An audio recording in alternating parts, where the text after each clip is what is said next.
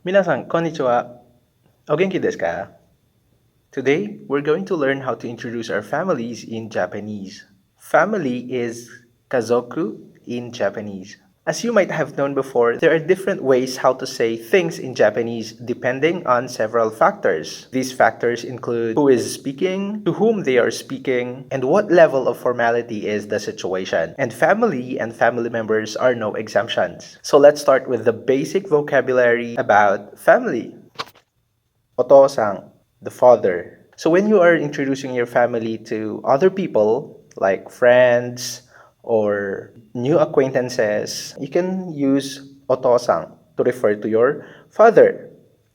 However, when you are talking to your superiors or seniors, of course, you can say also otosang. But since for the Japanese people, they prefer the more humble way or humble expressions.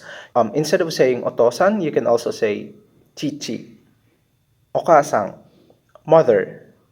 So again, it depends on to whom you are introducing or you are speaking. So for okasang or for mother, you can also say haha.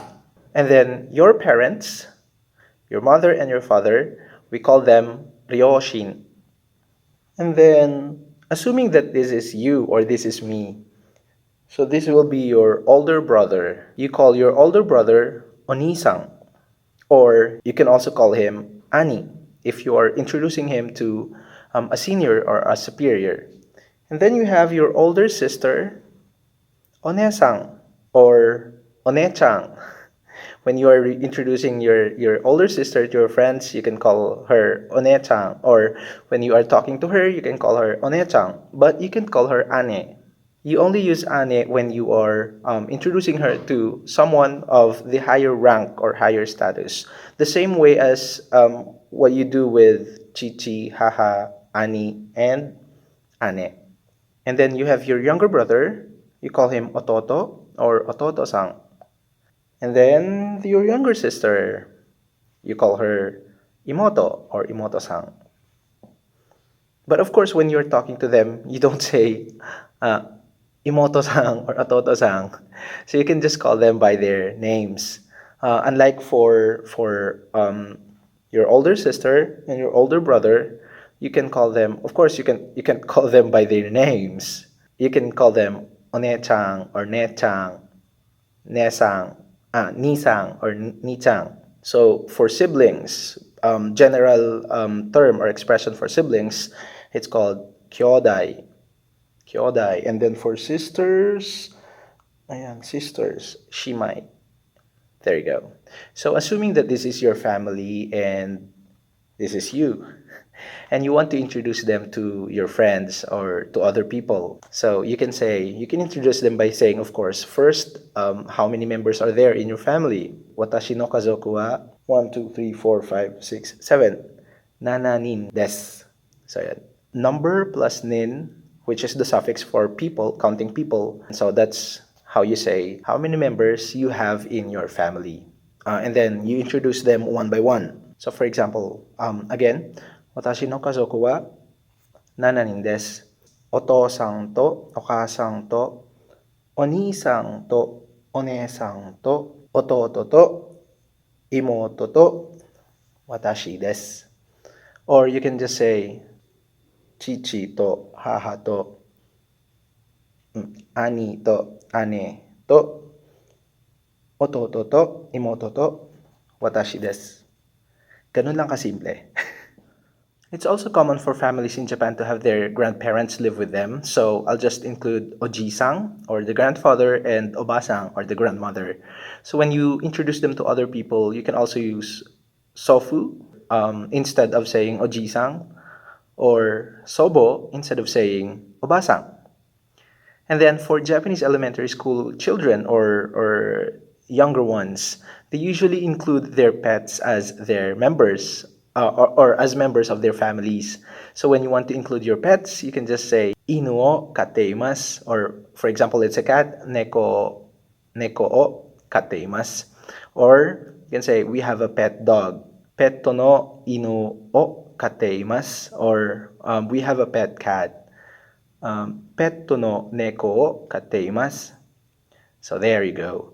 So here are some other words or expressions that are used to refer to extended families or family members. So for married people, they can use goshujin or otto to refer to their husbands, oksang or tsuma or kanai for wife, and then we have kanojo for girlfriend, kareshi or kare for boyfriends, and then we have for child or children, kodomo, or for babies, yan, for babies, syempre magkaiba yung child and then yung baby, di ba?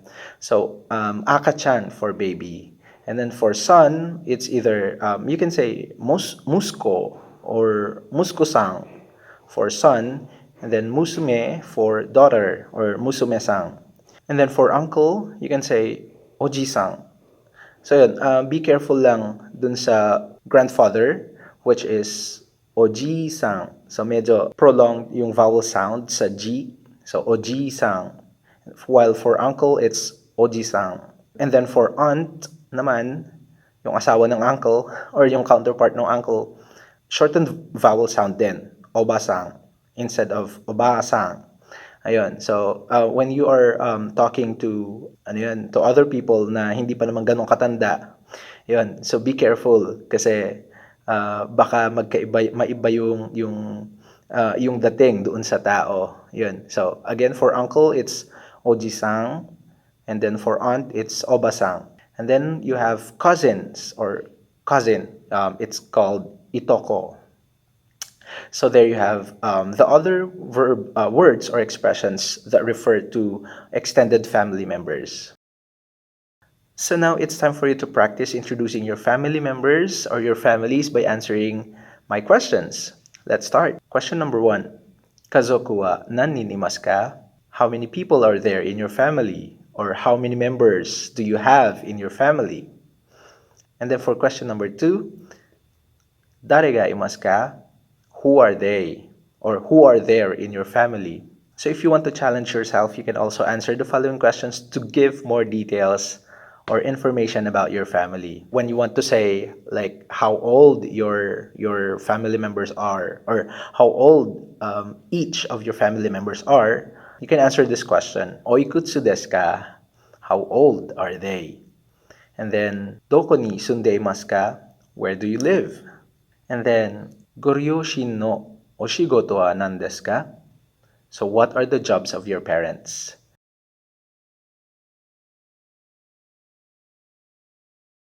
So again, these last 3 questions are just optional. So if you want to challenge yourselves, you can answer them and share your answers in the comment section below. So that's all for today. I'll see you again next time.